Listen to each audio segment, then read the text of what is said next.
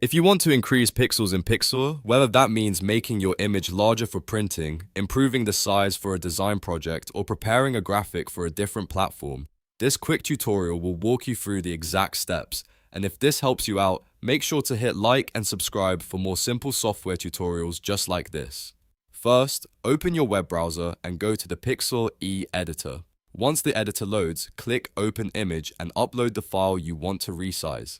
This is the starting point for changing the pixel dimensions of your image. After your image is loaded into the editor, look at the top application bar and click Image. From the drop-down menu, choose Image Size. This is where you can adjust the pixel dimensions of your photo or graphic.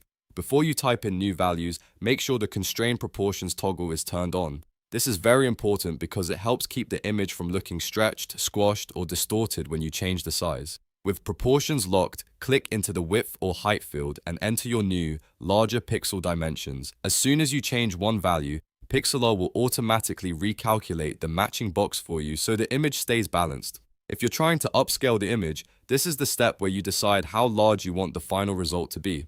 Just keep in mind that increasing pixels can make the file larger, and the quality will depend on the original image, so it's always best to start with the highest quality source possible. Once you've entered the new size, look for the Apply button at the bottom of the dialog window and click it to execute the resize. Pixlr will process the change and update your image to the new dimensions. After that, you're almost done.